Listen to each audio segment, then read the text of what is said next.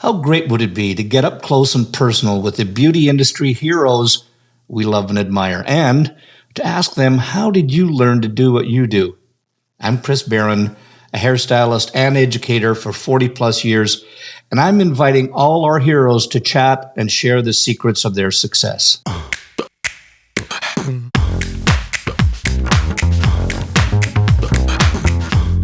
Well, today's guest is I'm really excited about because this is someone that I've always looked up to. We passed each other in the hallways at shows, and I really excited about not only to have him on the program, but consider him one of my new friends. And I want you to check out these leadership roles that this gentleman has had. He's been the executive director of the National Cosmetology Association, vice president of member schools for Pivot Point, president of Milady Publisher for American Salon. He was the CEO and president of Hairbrain, and his latest venture is Launch Social Beauty Makers, is the launch of Social Beauty Makers. So let's give it up for this week's head case, Mr. Gordon Miller. Gordon Miller, it is an absolute honor and pleasure to have you on Head Cases. I always feel that, you know, if you're in the hairdressing industry, you've got to be a bit of a head case. So from one head case to another, welcome. Great to have you on. I am honored to be here, Chris Baran. It's kind of a big deal to be with Chris Baran. Yeah. Would you write that down and so I can send it to my wife? I will. I absolutely will. You know what? Here's the interesting part. You know, with all the years that we've been in the industry combined, yep. You know, and our paths always cross. Barely, but you know, yep. You with Hairbrain, me with brands, and at shows, and hey, how you doing? Yep. And yep. That was about it. And you know what really cemented, and I said, this guy's going to be a friend of mine. I'm going to guarantee him that, whether he likes it or not. Was we were just at an event together, and you came backstage, and we walked you around, and damn it, you're a nice person. Oh, thank you. Thank you. Well, it's hard not to be nice in the presence of genius, and I say that with great sincerity, based on the time. First of all, by your reputation, but that time that we spent behind the scenes at Redken Symposium, me looking at 100 or so different headpieces and mannequins that you and your team had done, I think I said it to you. My greatest mentor in life was Leo Passage, the founder of Pivot Point. He gave my first big break, and he would have been just joyous to have been standing next to me watching what you all had created. It was a very special moment. That was fun. And you know, the interesting part of that was you made a great comment. You said, because I watched the program, but if I would have had a little bit of insight into how these were done, that when we walked you through them, it would have made it that much more impactful. And I did pass it on.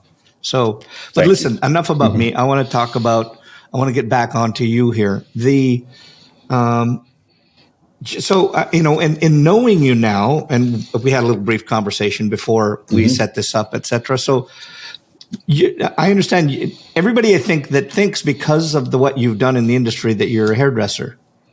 Yeah, or they think I'm Dwight Miller. Well, well, your beard. I don't know how. Well, your beard. You'd have to grow a beard and have it much longer and ride a Harley. I've had so many people say to me, "Are you Dwight Miller?" I'm like, what? But yes, people do assume very often, and I often say I've probably been in more haircutting classes than the average hairdresser, but I am not a hairdresser. So, give me the history. Did you have other jobs prior to college? Did you you went into college? Tell us what you went in for, and how the hell did you end up in hair? It was a happy accident of epic proportions. So I went to 4-year college. I did have jobs before then, and it's funny. I like, whenever I'm on stages, I at some point always like to just be right up as quickly as I can, get to the point that, hey, everybody, I'm gay. And I just think it's important.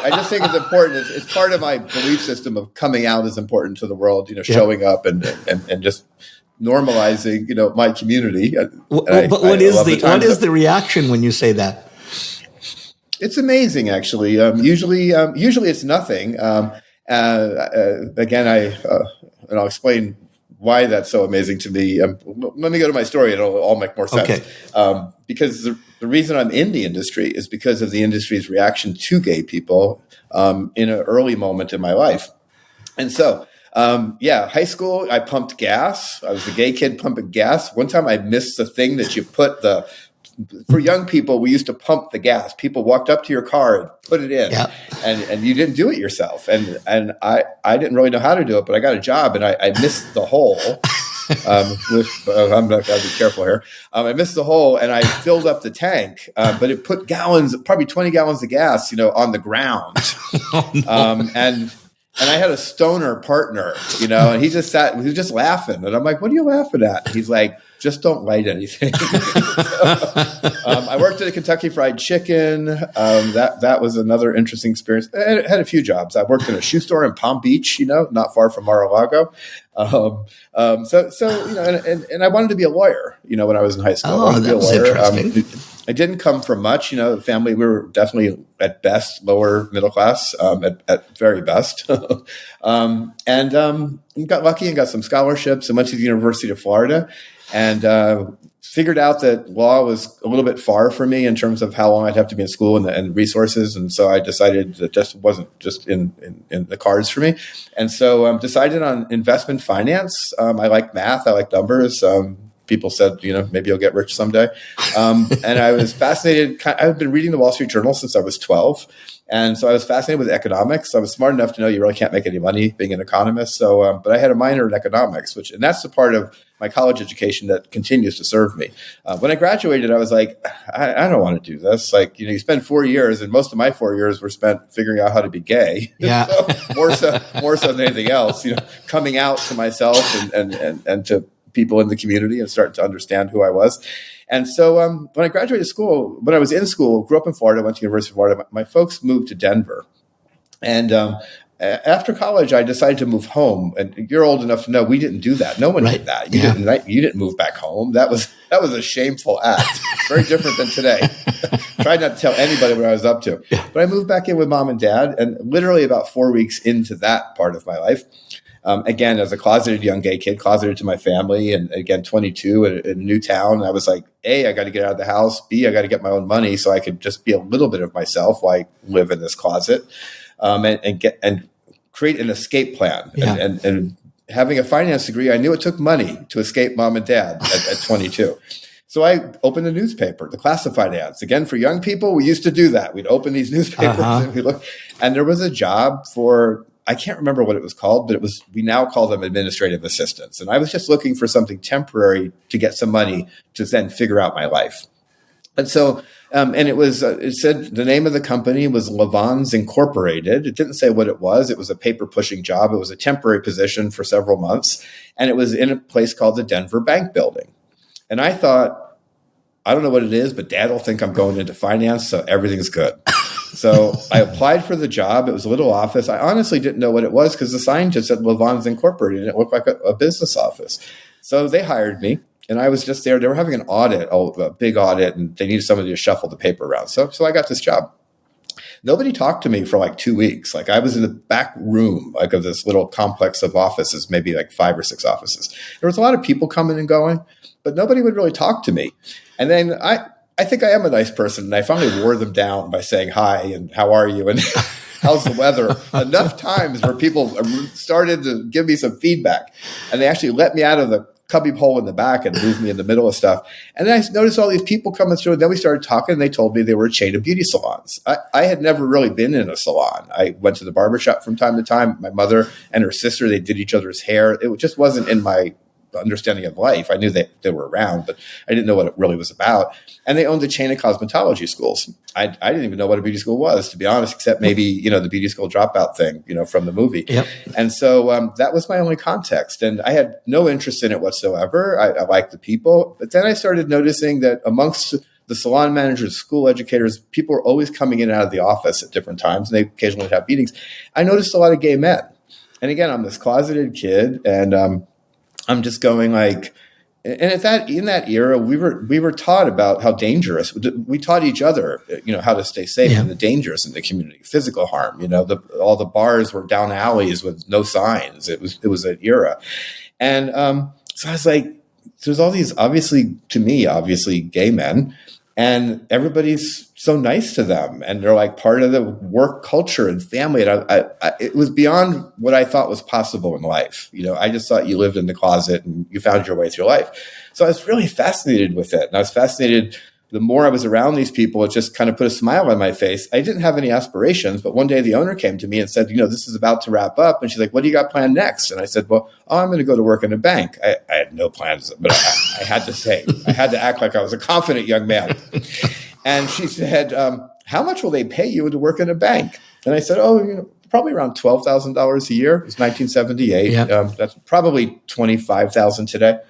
She's like, I don't see that in your future. She says, we think you need to stay here with us. And she said, and if you do, she says, I'm going to train you how to manage cosmetology schools, and I'll pay you $24,000 a year. And she says, I'm just going to be honest with you. That car you drive is a real piece of shit. And if you're going to work here, she's like, you have to have a better car. So I'm going to get you one tomorrow morning. Wow. And it'll be a company car, but every year you're here, you'll get a new car. So 2 days later, I had a Camaro, like a silver kind of gray Camaro. Part of being in the closet, it wasn't a very gay car, but it was kind of a butch car. But it helped. Dad loved it, so it all worked out perfectly fine. And that was the beginning of everything for me. And I was with her for 5 years, and I became her sidekick, and she took me everywhere, and she showed me off to her friends in business. I traveled around the country with her after a couple of years. And that led to me, a friend of hers stole me away and came to me quietly and said, she loves you. And so therefore, I'm going to love you if you'll move to Salt Lake City, Utah, and I'm going to hand you 11 schools and you can do anything you want with them. And I was 27 years old. Wow. And he's like, I bought 11 schools because my wife always wanted a cosmetology school. We had our 25th wedding anniversary and I could only find 11. So I bought them all. Wow. And he's like, I don't know what to do with them. He's like, and she says you're really good, so come here. And the short version of a 3-year story there, almost a 4-year story, was that I managed with her training to me and everything I learned and just being a little entrepreneur. I quadrupled the business in 4 years. I became friends with Win Claybaugh. He opened his school while I was there. That's how Win and I say we've known each other longer than most people in the industry have known anybody. Going back into the early 80s. And then Leo Passage, there's more to the story. I won't go there, but Leo Passage then found me and said, you need to move to Chicago and come to work at Pivot Point. And actually, his son, Robert, found me first. And I did. I moved to Chicago. I became head of what was called the member school division, which was just a half an inch short of being vice president. The guy who was retiring was a vice president. Leo said, you're here for a couple of years, you'll be one of the VPs of the company. So at 32, I was a VP. Wow. And 10 years with Leo, he became my dearest friend. He became my second dad. And in many ways, he became more important than my father in my life and especially in my career. And, I can never say enough good things about Leo Passage as a human, as a business person. His picture is in front of me. And when I get stuck on anything, I'm like, Leo, help me. What would you do? Yeah. What would you do? I'm good at channeling him. I used to write the speeches for him when he would travel and do events. So, and then Milady Publishing came and stole me. What's interesting is I've never applied for a job other than that first job in beauty when I went, but I didn't know it was beauty. Every other job was given to me or I was asked to come. And so I literally have never applied for another job ever. And so Milady was next. And then that was Albany, New York. And that was like getting a PhD in business. I was president of Milady Publishing and that was amazing, but it was in Albany, New York. And I hated Albany, New York. And so that led me back to Chicago, which felt like home after 10 years with Leo. And I was executive director of NCA, the National Cosmetology Association. And that led to a fascination with media. I'll fast forward. I was behind the chair for a bit, again, by invitation. And then went into consulting. Then American Salon was a client. I became publisher of American Salon. And after I decided I didn't want to do media anymore, I left there to go back into consulting. And 2 days later, Gerard and Randy with Hairbrain said, would you consider coming over here? And became president and CEO there. Was there for 5.5 years. And now I'm back doing my own thing. It's called Social Beauty Makers, and I'm thrilled with everything I did with Hairbrained, and I'm happy for their success. And I continue to be one of the owners, but I'm out here doing my own thing again in my last chapter in beauty for the next few years before I retire to Mexico. Oh, wow! And then I'll stop there. No, okay, well, tell me about Mexico now. Why Mexico, and what? I love the fact of you. You know, this is what I want. This is where I'm going to go. Yeah. Where in Mexico and why? Puerto Vallarta. Puerto Vallarta. Yeah, I love Puerto Vallarta. Yeah. Well, first off, as friends told me after I discovered it and kind of fell in love with it, it is known as the San Francisco of Mexico. So enough said. There you go. There you go. You know, and my dearest friend in the world, my housemate, Edgar, who's the hairdresser, is from Puerto Vallarta. His family's there. And so through him, I've gotten to know Puerto Vallarta and convinced by knowing his family that I can have a really happy life there. I've always wanted to live somewhere else at some point before I move into whatever's next in beyond life. Yeah. And it was I always wanted to be Japan, but it's a little too far from family. Right. I love Asia. I love Japan in particular. I love the culture. I love the people. But I also love Leo introduced me to the Latin flavor of the world, right, and the attitude and the culture. And I also fell in love with it. So, and Mexico is close enough to home where I can come back and see family. So yeah. So and I think, so you're a water guy. You like seeing water. Is that part of it? Or? No. No. I'm afraid of the water. Oh. So at 5, I almost drowned. I came really, really, really, really close. And then I had to learn how to swim, but I never really got over it. And to this day, I'm not afraid of it. I just don't enjoy it. So seeing it's okay. I grew up in West Palm Beach, so near the water. Feet in the pool is fine. No interest in it.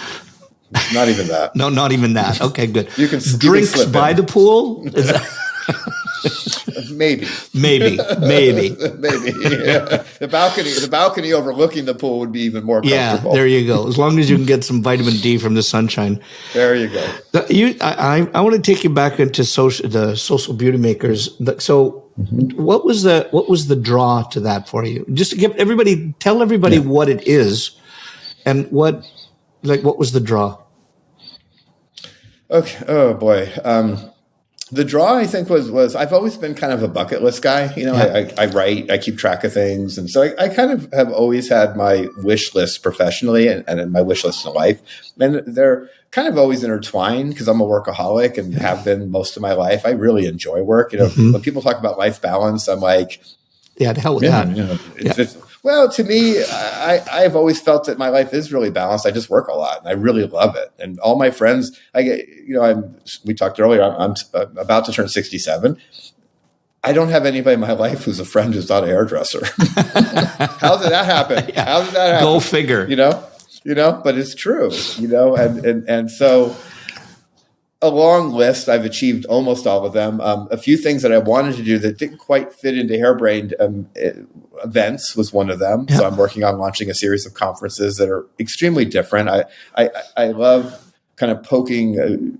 I've consulted a lot, and to me, consulting is about trying to help folks find their way to where they want to be ultimately, but see if there's some alternative routes to get there, or some things around the edges where you can make it a little bit more interesting or exciting, or just add a layer of value that was perhaps missing.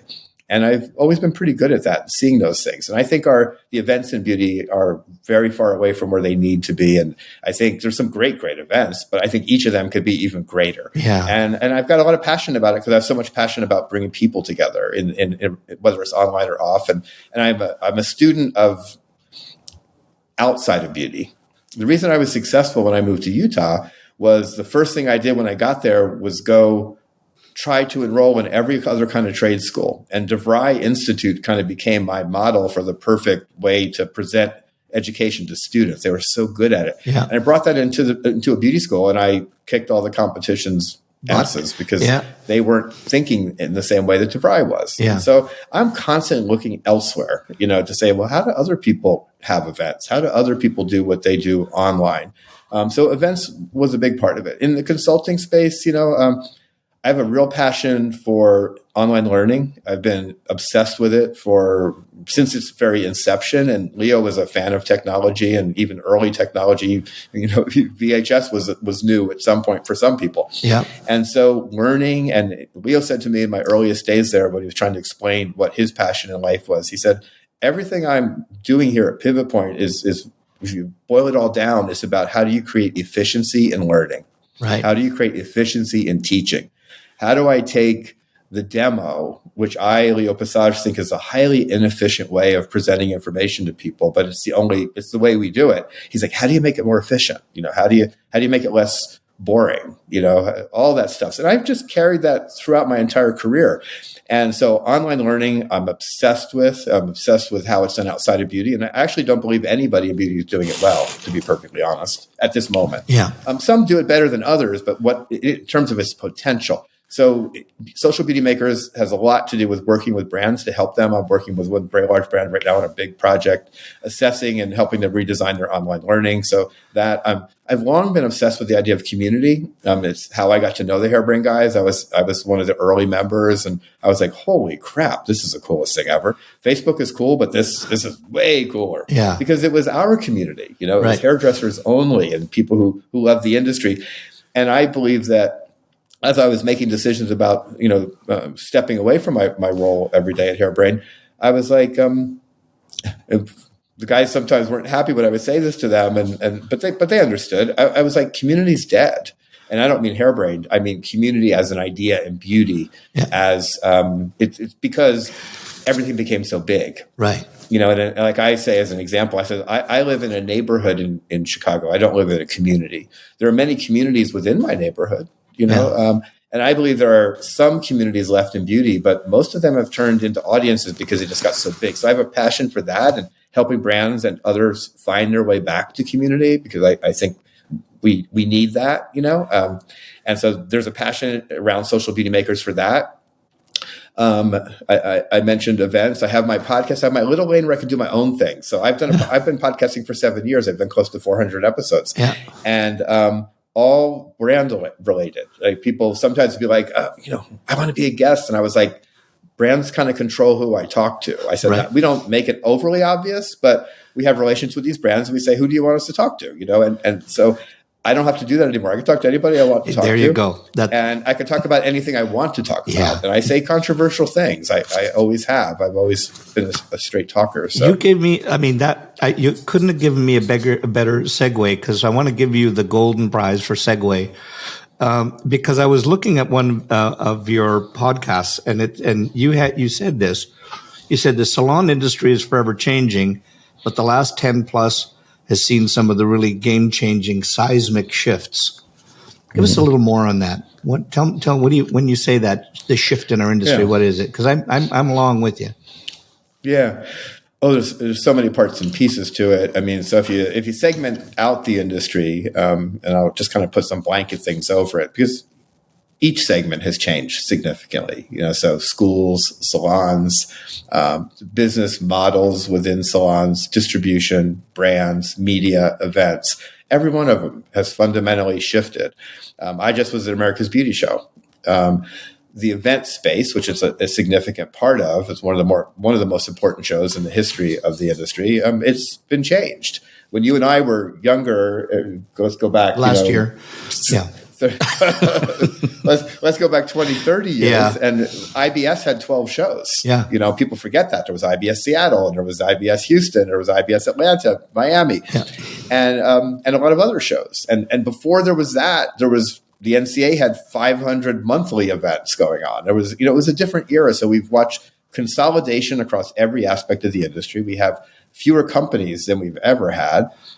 We have big companies like L'Oreal, which have many brands under their umbrella. There's nothing wrong with any of this. It's just different. It is a seismic shift. We have Henkel, which has a suite of brands under it.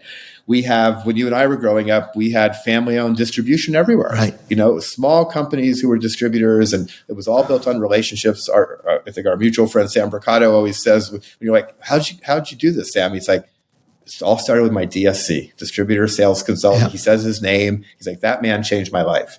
that man helped teach me how to run a business and run a salon. And, so those things have changed. Now we have conglomerates, and I don't mean that in a bad way, but we have these big companies, two big companies in particular, that own 80% of distribution. So that changes things. I was talking with somebody just yesterday who was sharing some statistics, who's very much in the know what happens, and says that in distribution today, that only 20% of customers to the big distribution houses are actually traditional salons. And so that's game changing, and interestingly, and again, I think you'll understand this, going back, say 20 years ago, the professional only stores was a moment. Yeah. And nobody talks about this. I'll mention it and we'll move on from it. But when, I don't know if you have a recollection of this, but when I was first paying attention to things early in my career, you'd go to like a educational thing that was about business. Yeah. What was the thing people complained about? I remember it so clearly. It's like, how do I stop my staff from stealing my hair color? Yeah. Like, everybody's stealing a hair color. And you think back, most people don't realize that hairdressers couldn't easily buy the good stuff. There were no stores. You couldn't go buy the good stuff. You can go to Sally, and not get the good stuff. Right? But you couldn't get Redken hair color, unless you bought it through your salon. Then the pro stores happened, and anybody with a license could buy anything. And that's interesting. And then what people don't always understand about home hair by professionals is that in the early days, if you wanted to do a hair at home, again, you couldn't get the good stuff unless someone got it for you. And then all of a sudden we had pro stores, and we have almost as many customers in pro stores who have licenses but don't work in salons as we do people who work in salons, which is a really interesting thing. So the distribution, that seismic shift, I believe, fundamentally changed the business because it empowered people to work off book at home. Right. And there remains today a very big segment of the industry that's taking, I would argue, many hundreds of millions of dollars out of the pockets of salons. And it's not a criticism. It's just, again, I love economics. It's just a fact. Observation. Yeah. Yeah, that nobody really talks about. But consolidation of distribution, consolidation of brands, all kinds of stuff comes with that. And it's usually cost cutting. It's usually reduction of services and extras because you just don't have that maybe family feeling or other considerations. And then you have the seismic shift that's connected to publicly owned brands because the responsibility of the shareholder changes how brands have to be. Yeah. And decisions have to be made to keep customers happy, but also keep shareholders happy. And there's pressure. There's pressure to grow. There's pressure to have profits, where privately owned companies have a little bit more wiggle room, sometimes when it comes to those. And we don't have as many of those companies around anymore. Obviously, the pandemic changed a lot of things, but even prior to the pandemic, we saw the school market shrinking. Yeah. Again, we saw consolidation. We saw big chains. When the Paul Mitchell and Aveda schools came in, that was game-changing, just completely game-changing in the school market. And it resulted in, again, a shrinking of the marketplace. So that shifted. Digital changed everything. That we could talk about that for a couple of hours. And then the salon business model thing, if we get to salons, I think it's not as significant as people think, in my opinion. Meaning that I know factually that about 12 years ago, 35% of all hairdressers were rental, and people didn't seem to understand that, but it was true. Yeah. Today it's at about 42%. That's not as much growth as people think. Suites, of course, feels new. They're 25 years old. They've been around for a very long time, but they weren't everywhere. Yeah, it became evident in the hairdressing industry, but anybody that did in the fields like I'm trying to think of it right now. That you had other fields that's what they did. You rented a space in a say medical place, and that's the way that you did your business. Exactly. So, interesting. And suites have exploded, and yet I believe we've overbuilt the suite market. They have huge turnover problems right now. Yeah. They're over 40% annual turnover rate in the suites. They have excess capacity like crazy. And then the last thing I would say on the seismic shift that connects to that idea is the entire salon industry, I believe, is easily proved on a napkin to be grossly overbuilt. Yeah. That if you take the number of chairs that we have in the industry as a like thinking of it like factories, like if we were the automobile industry, if we thought like the automobile automobile industry, we would close a third of our factories. We would close down a third of our chairs because that's about how many more chairs we have than we need. Yeah. And that is a supply and demand issue that has kept prices down for decades. And do you attribute that to, and I'm going to be overly general here, but to the fact of, I'm going to go back when, and I'm going to say you and I were young in our industry, but the game was at the time was build yourself up. And then as soon as you got a good clientele, you'd go, and because suites weren't around then, rental wasn't around, but you would go out and just open your own, put your shingle up on the above the door, and it was your business. It was everything about I wanted to be an entrepreneur, but they were more of a selfpreneur than an entrepreneur because they really weren't entrepreneurs. They were really buying themselves jobs, and they ended up having to. And I can speak from experience on this. When you didn't know how to run a business, you were the guy behind the chair generating all the revenue to pay for all the wages and pay for everything else so that they could. You actually took home less money than when you were on your own. So do you attribute that mentality that helped put too many chairs, started at least anyway, to get too many chairs out there? Yeah. I take it all the way back to beauty school. So, again, Mike first started in '78, and this was already happening. I don't know when it began. Yeah. But on the marketing side of beauty schools back even in that era, and it continues today, the message to the public was, this is a great career, which I agree with for many people. You can be creative. You can set your own hours. You can be your own boss. I mean, we were saying that in 1978. There's another version of that being said today. And with rental and suites becoming more significant, it's even said in a louder way. And so I think when people are coming in, I think we set up expectations about what the industry is and what you can become and perhaps should become that I don't believe people had when they walked in the door. I don't think people coming into the industry because they have an interest in doing, because they have creativity, that they necessarily were thinking, and I can open my own salon. Yeah. I think most people coming in are coming in because they have an interest in doing hair. Yeah. And then they're told in the very first hour that they're introduced to the industry in an admissions office somewhere that you can be your own boss. And so, of course, the wheels get turning. That's just human nature, I think. And then we live in an American culture that says we can be anything, Yeah. And so my big pet peeve in the industry is that we do a terrible job setting expectations for each and every new generation that comes in. Yeah. And I think that's the biggest failure of the industry across the board, is that we just don't do a good job today, probably more than ever, saying you have to be patient. It's an industry that patience is absolutely a virtue. I don't care what era it is. I don't care that it's post-pandemic. I don't care that boundaries is a good thing. Patience is a virtue. You don't build a book overnight unless you're a ninja, and very few people are. Yeah. Do you think, first of all, there was about 3 segues inside there. But Sorry. No, all good. But I wanted, because there's this whole shift that's happened on deregulation. Do you think that all of that, what we just talked about, is the fact that people, it's easy to pocket your own money if you got, and I'm not saying that people do it or pointing it at anybody, but I'm saying it's very easy when you've got cash business, et cetera, that you can just put the money in your pocket, Nobody loves paying taxes, but the reality is when you don't, it's got a knock-on effect. And there's so much going on in our industry about deregulation. Do you feel that has a knock-on effect to this, that we're not getting enough attention? Or that's not the right word, that it's bringing attention? I think it's an internal conversation inside the industry. Yeah. The tax thing has been here forever. Again, I was the executive director for 10 years of the National Cosmetology Association. So I worked on a monthly basis with the IRS for 10 years. And I worked with the Department of Labor. It just came, and I worked with all the state boards across the country. And I worked with state legislators on laws. And so from that experience, I can tell you that very interestingly, what I heard regularly from legislators was, just tell us what you want, please. Like, we don't understand hair, and all the laws that are here, and this is true, the entire state board system, the entire regulatory process, all of it came from us. Right. It all came from us.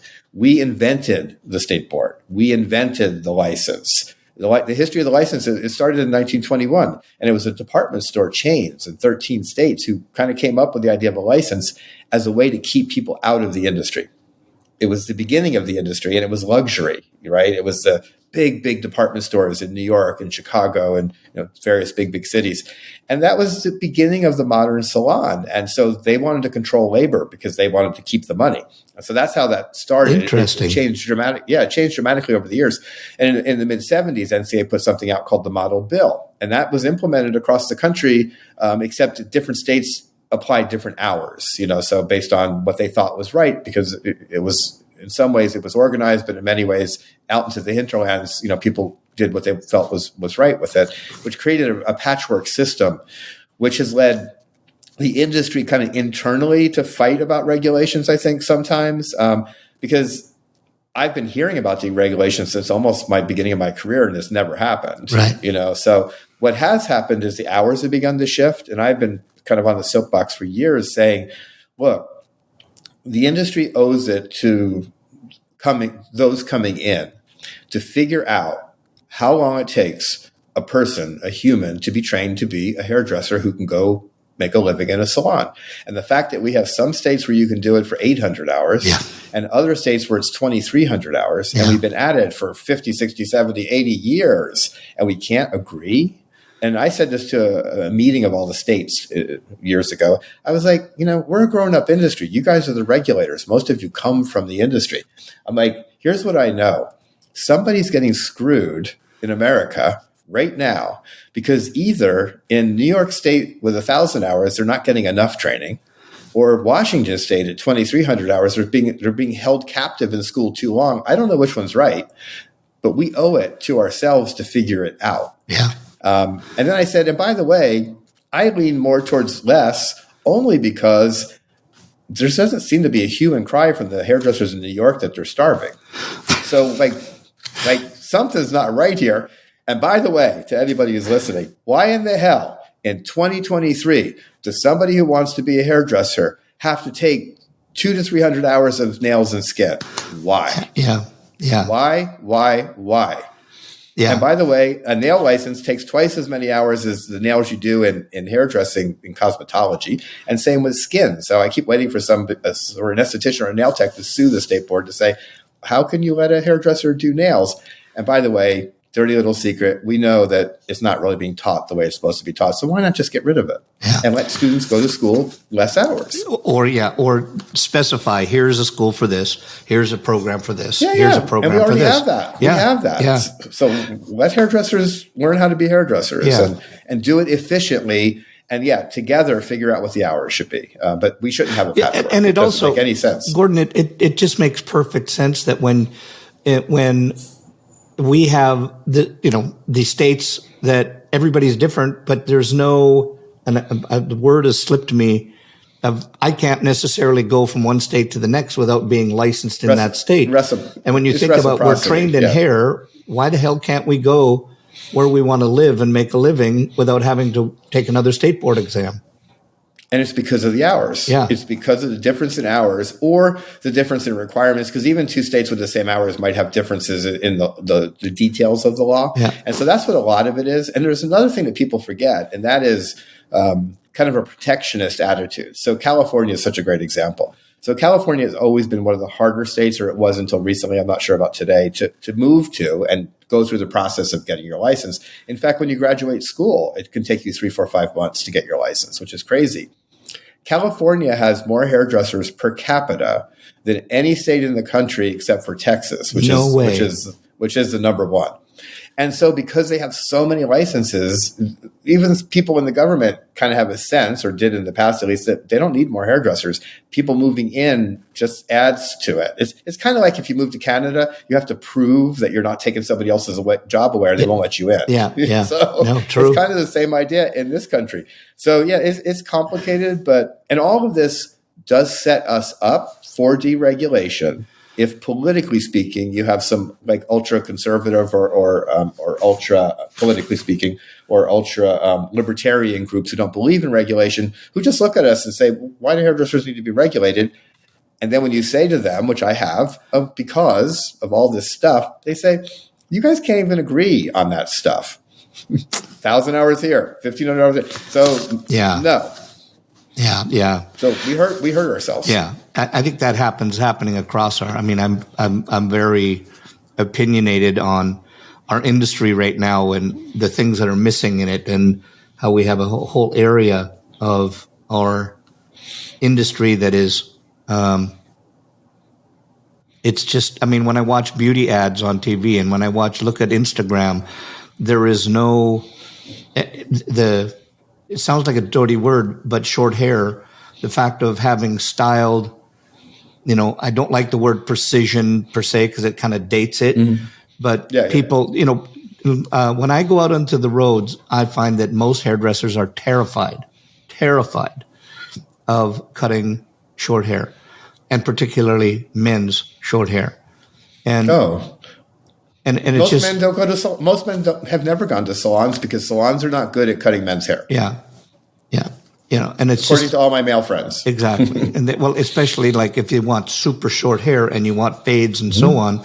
And a lot of, unless you really get into it, they're not trained in it, This episode is sponsored by the Salon Associate Accelerator from trainersplaybook.com. Are you struggling with the time and cost of associate training? Do you feel like your salon is running you? We'll get your associates on the floor, all with 90% less time from you, so you can get back to building your business. Get them world-class design, finishing, color, and client care skills they'll use every day for the rest of their career, while you focus on realizing your vision. Go to trainersplaybook.com and get the Salon Associate Accelerator. And now, back to the show. You know what? So we've had a big conversation about texture in the last 3 years. An important conversation. And I always start with the men's hair as an example of the challenge to me in how the industry solves its problem. I'm like, okay, we'll put race aside for a moment because, and I'll just say before I put it aside that I believe that racism in America is a horrific problem. I think we're a really racist country. It bugs the crap out of me. Different conversation. Okay, so we'll put that on the side. So now we have a conversation. Everybody has to learn texture. In an ideal world, everybody learns everything. But we also know that based on time and based on job stuff, that's not always possible. So, and I've said to many of my artist friends, educator friends who are just so passionate about this topic, I was like, we haven't solved the problem of hairdressers being good at men's hair. Period. In beauty school, even though it's required, in beauty school, and I just want to use that as a starting place to think about how will we solve the problem with texture. Yeah. Because if everything comes down to muscle memory, ultimately, having spent decades in schools, the problem with men's hair is that it's done a little bit, but almost no guys come in to get their hair done in the clinic. So most students don't have a real world experience, and then fear sets in. Yeah. And fear sets in.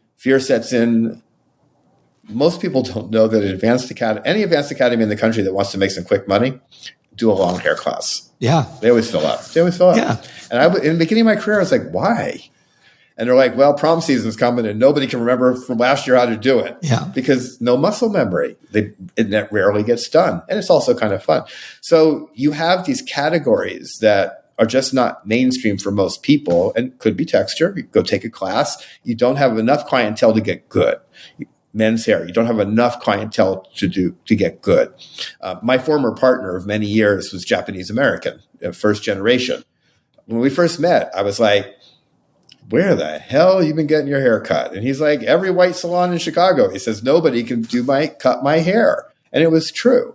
And I had to help him find a great cutter who knew how specifically and had a big Asian male clientele and said, it's different. It's a different approach. And he's like, I'm good at it because I'm focused on it. If I wasn't, I wouldn't be good at it. Yeah. And so it's one of the bigger challenges we have across so many categories. It's why specialization for many people is a good thing.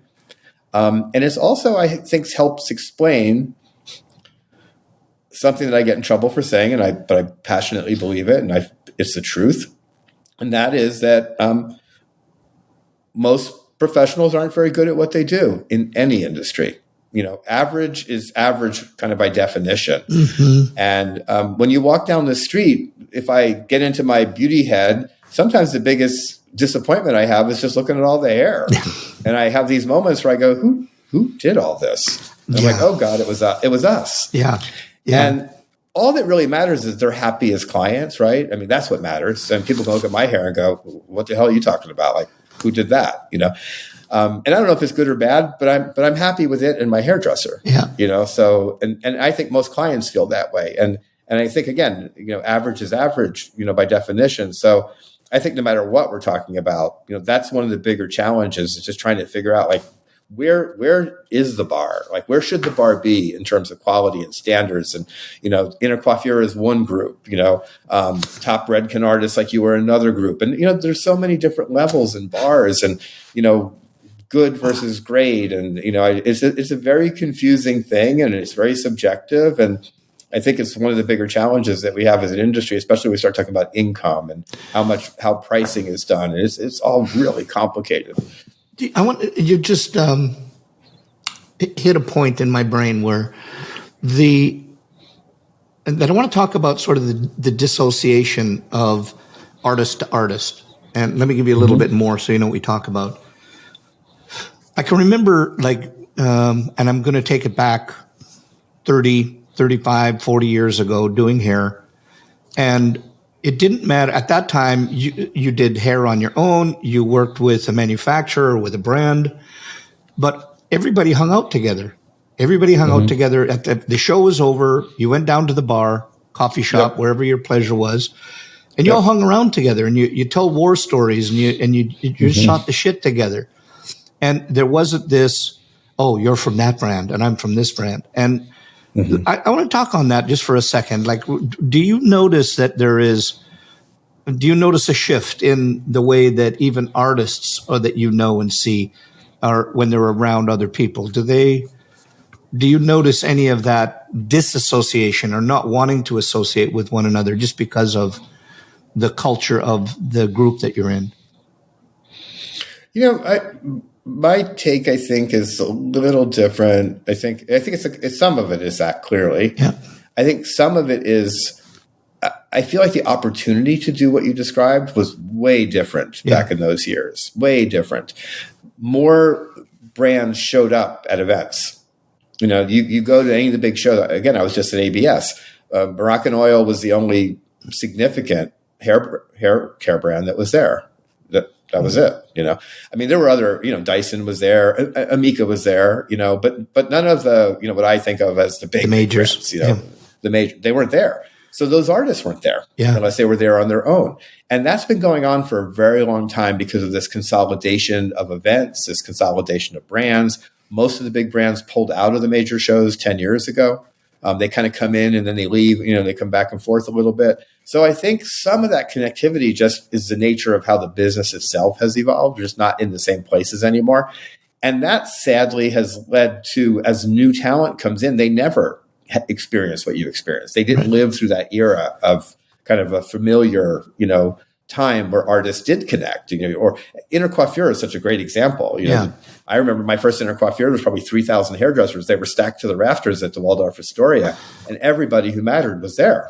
I mean, it was just what it was. The brands, the educators, the artists, the salons, the top of the top, and together. And salons did what you described as brands doing. Atlanta to me is still maybe the closest example to how it used to be, because that was such an interesting city where everybody who was anybody knew each other and they shared their secrets and business practices and they were friends. And Chicago was very much that way. No longer, So I think I think what you're feeling was impacted across the industry. Educators, artists, hairdressers in local markets were not kind of mingling anymore. But the places we mingled, they kind of went away. So the shows changed. The associations disappeared. Gone, because so many connected through those salons. So I think the platforms, one of the reasons Hairbrain blew up the way it did 10 years ago, it was kind of on the tail end of all that stuff that was falling apart. And all of a sudden, here is a digital platform. Everybody was on Facebook already, kind of going, well, this is kind of cool, but everybody's here. And then all of a sudden, Hairbrain creates this place only for hairdressers. Yeah, and it was more agnostic, wasn't it?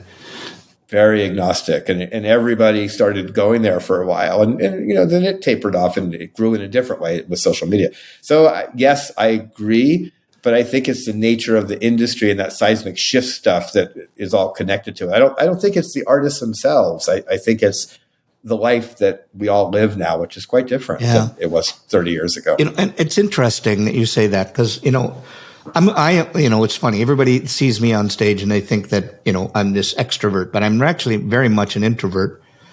And it's funny that when you're at a show that you see other people, and I'm the kind of person that I might want to talk to them, but I just won't, just for the fear that they might not know, want to talk, whatever. Yeah. And I wonder how much of that is perpetuating it because we're not around each other now.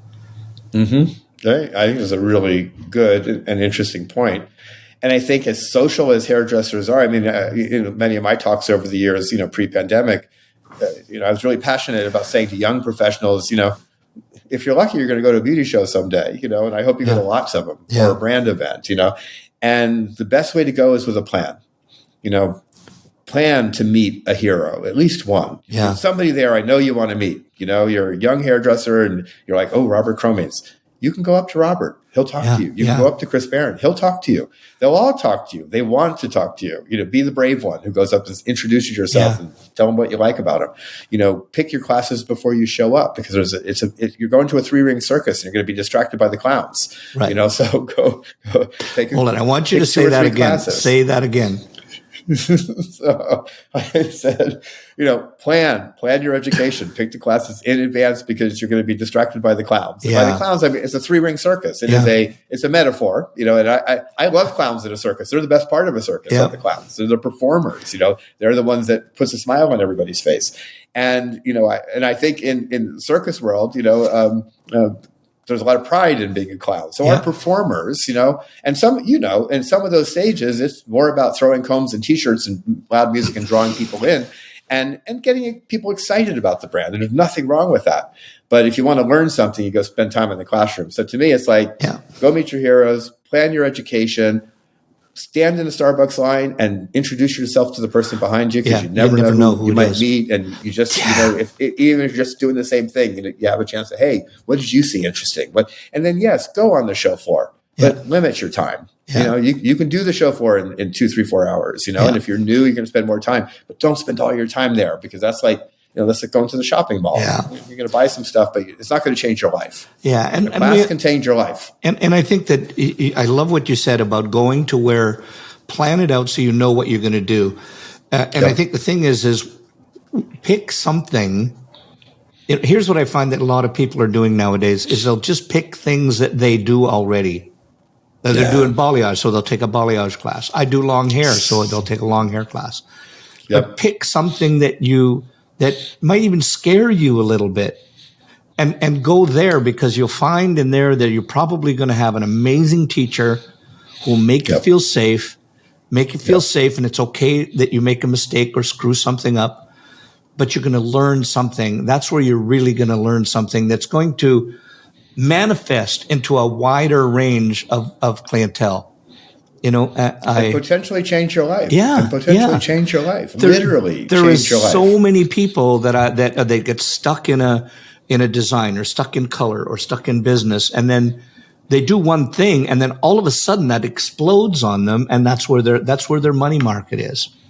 So or they hit a wall in that, whether it's successful or not. We get bored. We get bored with life, with work, with career. And this is a career if you have your head on straight, there's no excuse to get bored. No. There's so much, there's so many opportunities.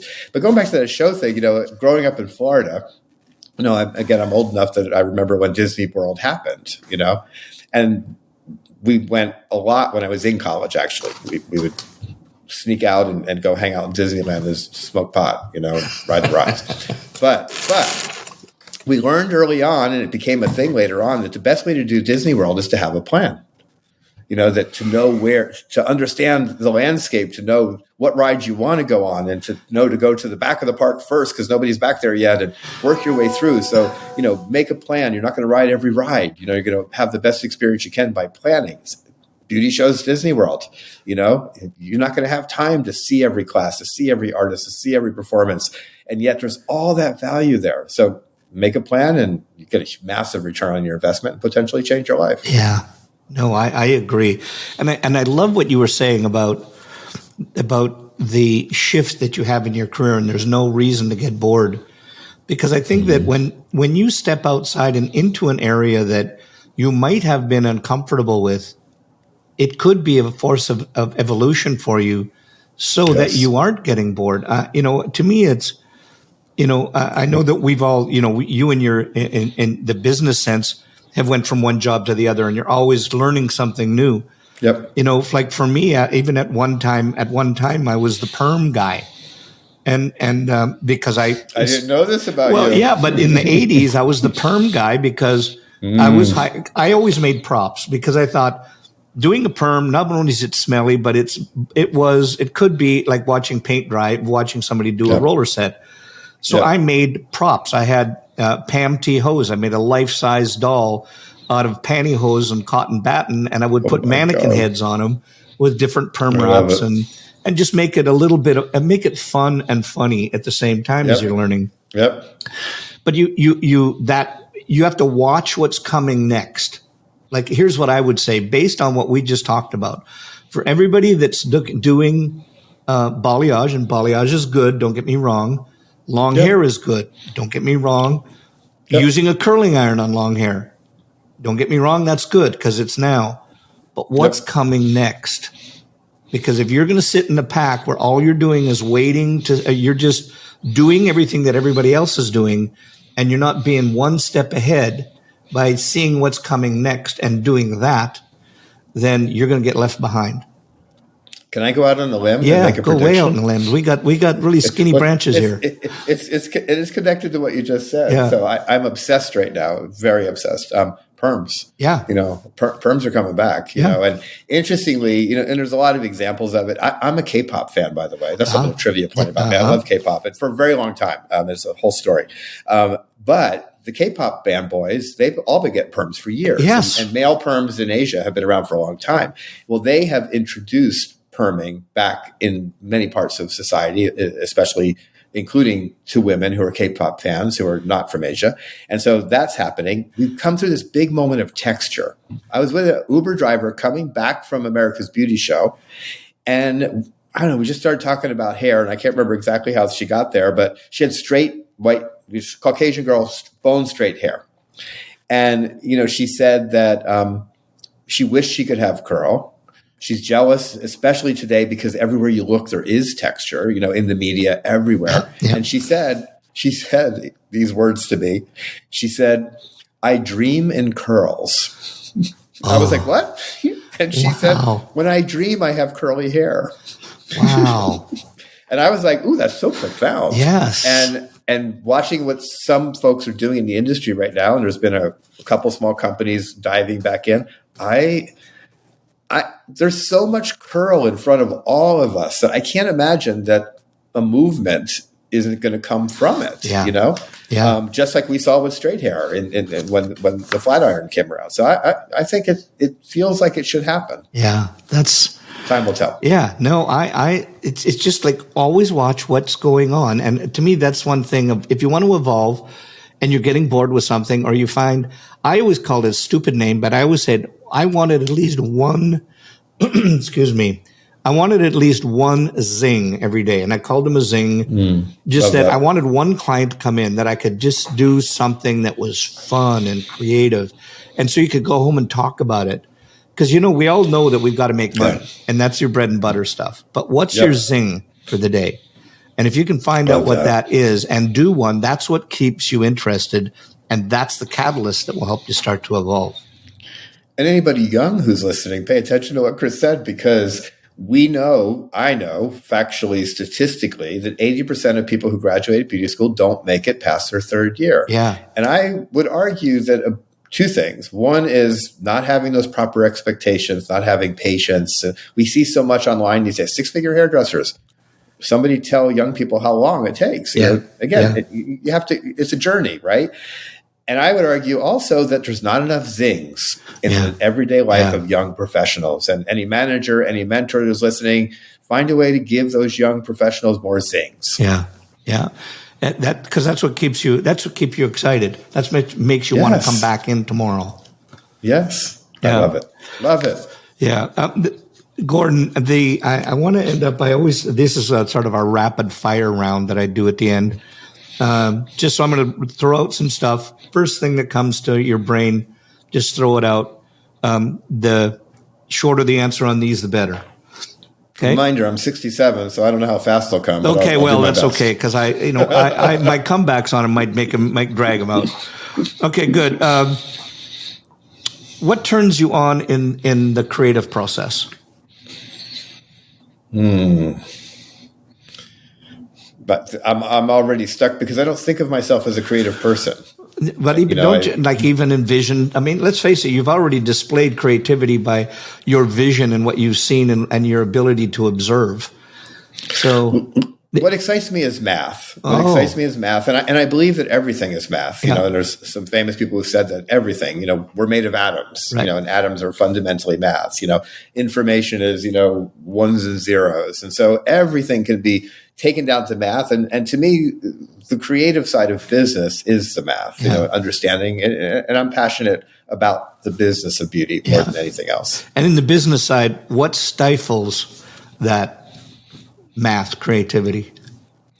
Fear, fear of risk, Is there something in life that in life in general that you dislike the most?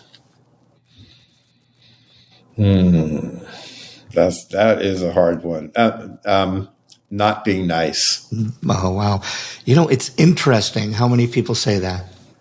That's a huge one. And I think we got to do a collective on this one day. And what is it that you love most in this thing we called life? People, just people, especially young people. Yeah. The most important moment of my life was years ago, but it just says it all. And I'll do the fast version of it. I'd lost a very, very dear friend and I was deeply depressed. And it was 2 months after everything went down. And it was the middle of winter in Chicago. And I was walking up a very long street with nobody on it, walking home. And far away from me, there was a woman coming my direction. She was quite far, and she had like a cloak on. She was very bent over. She's walking with a cane, and it was winter. It was nasty out, and she was moving very slowly. And I came up to her, and I was about 5-6 feet away, and she lifted up her head, and she gave me the most brilliant, no reason smile with these eyes that just like screamed at me joy. And she just nodded her head and walked past me. And in that moment, everything changed. It magically took this despair I was in and changed it. And I can't say it any other way. It was a magical moment, and it was that look. And we all have so many opportunities to do that with other people. It's that again, the niceness, the joy, and so people, and good it's people. Interesting. Again, you and I must have this psychic connection going on here, because I was going to ask you this earlier and I wanted to write this in, and this might have been that you explained it here, but is there things in life as a whole that give you joy? What gives you the most joy?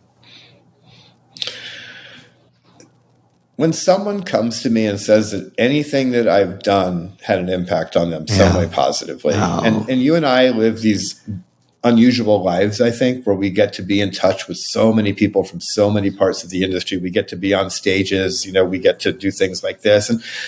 And often the things that we say and do, we don't know what the result was. And when someone a year later or 2 years later comes up and says, I heard you say this, and it changed how I think, it changed how I do, it changed who I am. That amazing. It doesn't get any better than that ever. I have to tell you a funny story that's kind of the antithesis of that.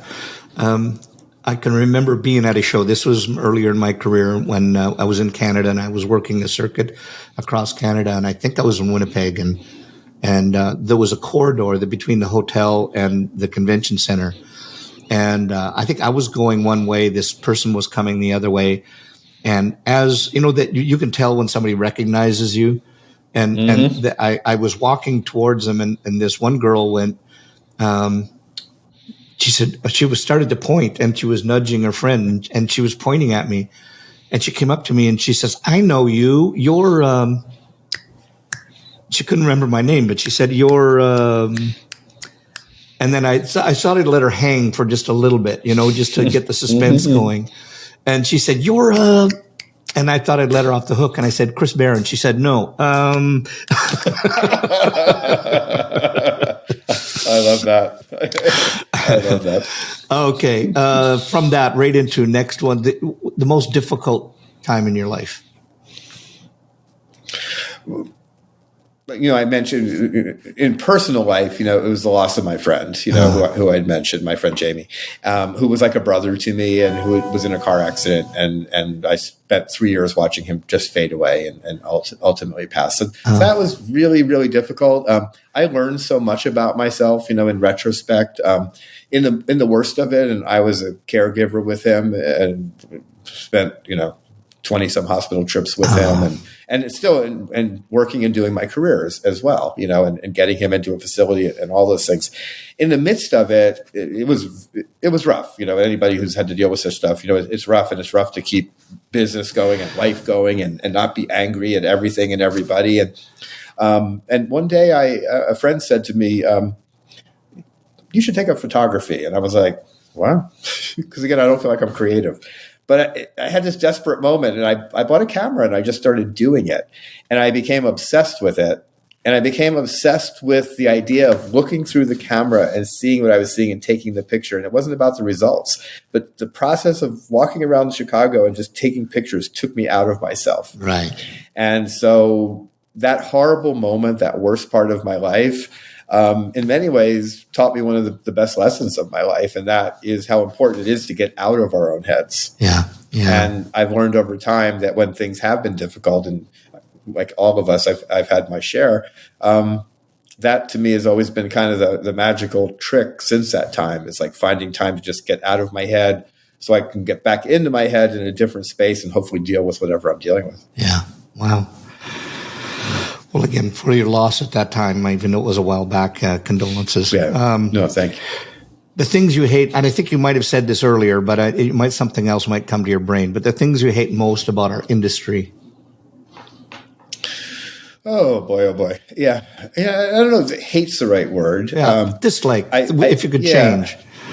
Yeah. I feel like we're an emotional industry, we're a creative industry, and as somebody who loves math and numbers and statistics and economics and loves the challenge of putting the parts and pieces of the industry together in a way that tells the story of the industry, I think, much of the industry is a whole lot of stories that we tell ourselves and that we drag around through the industry, and often they're not as connected to the truth as they need to be.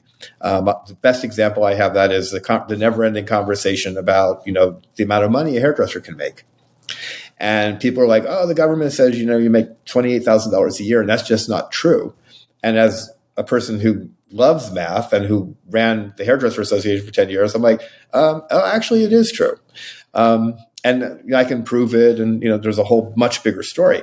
But like I always tell people, I was like, what's important is that we really take a big step back and take in what is the industry, the good, the bad, and the ugly. And if we want to express the value of the industry to people, the joy the industry brings to people who work in it, not everybody, but some people, then let's tell the story of people who've been in it for 5 years or more. Let's survey them and find their salary information. Yeah. I love to say that if you look at the inner coiffure salons and were to do a survey of income, you'd find a very different story than if you were to look generally at the industry. 61% of the industry works part-time. So I always say to my friends who want to argue about how much money people make, I say, statistically, if you study the industry and you realize that 61% are part-time, they're all in that 28,000. The part-time information has been averaged in. That's a bad statistical way to think about things. So we've done a really bad job as an industry, and we continue to do a bad job in understanding ourselves. Right. And it's because we ignore the math and we go with our emotions. And we have this horrible tendency, which I think is very human, to project our reality onto everybody. Right. And I always say to industry executives who want to argue this point about the economics of the industry, I say, the biggest challenge that you all have as industry executives is every hairdresser is successful. Every one of them. They're your artists. They're your top educators. They're your top accounts. You don't live in the weeds where people like me like to live and work to live. So I can feel every part of it. I want to know what's happening across all of it as part of my kind of economics brain, trying to understand it. Because if you don't go deep and really touch all the different parts of it and look into it and understand the math of every bit of it, you don't understand the industry. Yeah. And I would argue that most of the industry does not really understand the industry that we live in. And it's like everything in America, there's the good and the bad. Yeah. We have our challenges, and we're so busy trying to, I think, make ourselves maybe feel better than we do, because we're an industry filled with people who come to the industry often very insecure about themselves. Yeah. I came from very little. Yeah. I showed up insecure about myself and my family and my life and money, because we didn't have any. Yeah. My father was a gambler. My father was an alcoholic. So you come. We can't. This is an industry. I say lovingly, I feel like I have grown up professionally on the island of misfit toys. Yeah. And I'm a huge Rudolph the Reindeer fan from a kid. With Burl Ives, you remind me of Burl Ives in this moment, Chris. Yeah. And that movie is at the end. There's the island of misfit toys, which is my favorite part of the movie, because those toys are so ultimately joyous, even though they've had a struggle. But I feel that we are that way. So we drag some of that with us, and we need others to help us take a step back to see what we truly are, because the importance of doing that's how we make it better. Yeah. We don't make it better by just saying we are better. We are great. Yeah. We get better by looking at our foibles and our frailties and the holes in the industry and what's wrong with it. And working, especially at the highest levels of the industry, to make it better. Yeah. And having spent 20 years in the schools, I always say to folks who talk about, what's not right there, I said, I don't remember meeting a student, and I ran the Pivot Point School for a year and a half in Chicago with 500 students as part of my time at Pivot Point. I don't remember a student coming into school who didn't want to be there. Yeah. They didn't all make it, but I really believe that 99.9% of them came to have a better life. Yeah. Yeah. And we owe it to do more for the young people coming. There's a big thing. We need more people to come into the industry. No, we need more people to stay in the industry. Exactly. Wow. I think I know this one, but person you admire the most? Well, he's not with us anymore, but the person I've always admired, continue to admire most, is my mentor, Leo Passage. Yeah. No, I knew that was coming. We all admired him. Genius. Absolutely. Yeah, genius. Yeah. Person you wish you could meet? Ooh, person I wish I could meet. Could it be historical? Is it really allowed to be historical? Yeah. It would be two. It would be Martin Luther King and Gandhi. Wow. Both. At the same dinner meeting. Oh, yeah. Something people don't know about you.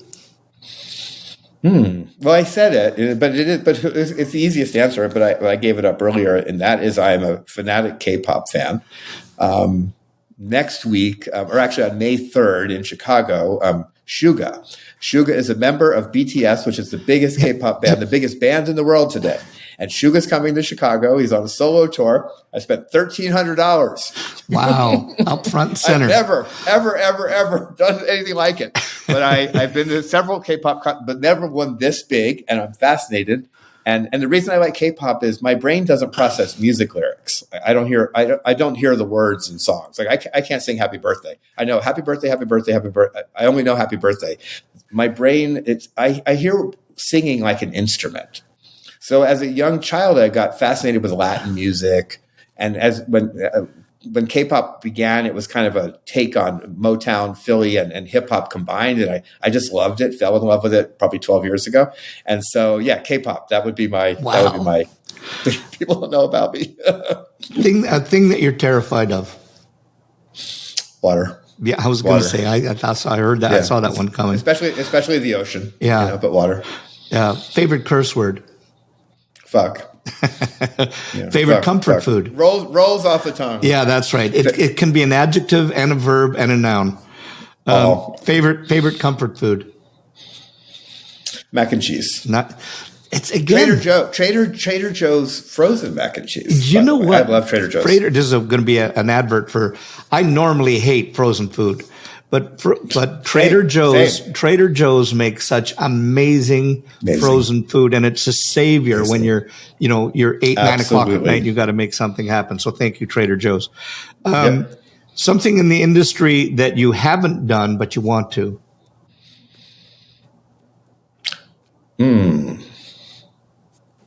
Well, conferences, I want to launch. I've already conceptualized, but I haven't personally put myself out there in the event space as me. And so my goal is to do 4 events. This ties right to what you're saying. One, I want an event, and I want everything to be niche-y. I want an event that celebrates and inspires the gay community. I want an event for gay, the entire acronym, everybody in my community. I want an event for us. Yeah. And actually, I've got it named already. It's going to be called Pride: Queer Beauty. I want an event specifically for the independents, but an event to celebrate, an event to inspire, but an event for them. And I want to do events by invitation only. Yeah. So I'm getting in the weeds, but I want to do an event for educators. There's never been an event for educators ever. No. I'm going to do it. I want to be there to watch. You will be. And I think I'm going to give you this one. That sounds like an amazing TV show. That if you could do something for the gay community and turn that into a TV show, it could be very interesting. Cool. I'm going to call Garen. Garen has to be there. So. Okay, good. And this is I keep thinking it's just a Canadian expression, but a do-over. Do you know what you're familiar with? Yep. If you had a do-over in your life or career, what would it be? Oh, wow. I've had such a good life. If I was going to do anything over, this is weird. It would be the time that I spent with my friend as he was dying, the last 2 years of his life. Because friends would say to me, like, we can't believe what you've done and what I put into it, and from every part of my life. And I would say, and I can't express how angry I've been throughout every bit of it. Yeah. At myself, at him, at the world. So as hard as it was, I would do it again, and I would do it in a different way. Oh, interesting. Yeah. That is, and just knowing that is one part of grieving, though. Yeah. Mm-hmm. Now, the last one on this rapid fire. Tomorrow, you couldn't do anything to do with the industry. You couldn't do anything with this. What would you do? Read a book. Oh, wow. That's amazing. Now, again, I'm at a point in life where that can be my answer, right? So I don't have to go get another job, So I'm not sure which book, but I would read a book. Yeah. And in our industry, last question. If you had one wish for our industry, what would it be? Wow. It's, that's a tough one. I just, you probably have to edit this. No, go ahead. Let me. There's so much. It's like saying, like, what would you do for America? Yeah. It would be like, what's one thing that we could do to get it started? So what's the one thing that, if you could only do one thing right now, something for our industry, what would it be? You could snap your fingers and it would be done. Yeah, it would be fix what we talked about earlier. It would be to put the ideal curriculum. I would ask Leo Passage to come down from heaven and say, "Help me write this out. We're going to install it in every state in the industry. It is going to be the curriculum for hairdressing that everybody follows. Everybody will put their own spin on it, of course, but it won't be this patchwork of hours. It won't be old fashioned. It won't be based on ideas from the 1950s." Although he would say to me, well, of course, everyone still has to learn how to do roller setting because it's the foundation of being stylists. And I would say, I agree with you, Leo, but let's modernize it. Yeah. Let's make it consistent. Let's make it the right amount of time, not too much, not too little, because education is the foundation for everything. And I believe that beauty school can be such an amazing experience, but I think we as an industry today are very much in our own way because all of it sits on a 50-year-old idea, right? And very little has changed, and it's a tragedy, is what it is to me. Yeah. It's a tragedy, and I don't blame the schools. No, I blame salons. Salons. Listen. Salons have an obligation to let people know what is needed and do it in an organized way because only they can change it. Right. Sorry. Gordon, never be sorry. That's one thing I'll pass on to you. Never be sorry about anything and any opinion that you have, because that is your strength. It's your pearl. Thank you. Gordon, I can't thank you enough for not only being on Headcases, but just for your opinion, your insights, your candor, and for being my new friend. It was a pleasure. Thank you, Chris. And back at you. You are an icon. I hope you are effing Chris Baran. and I would have said that 5 years ago, 10 years ago. You have been a presence of great significance in this industry for a very long time, and you are respected by more people than you know, myself included. And I am honored to call you a new friend. Honored. We will sit down and we will have that drink of whatever that is one day, and hopefully a dinner together, because that would be nothing but give me more joy. Same. Okay, same, brother, thank you so much. It has been a pleasure, and thank you.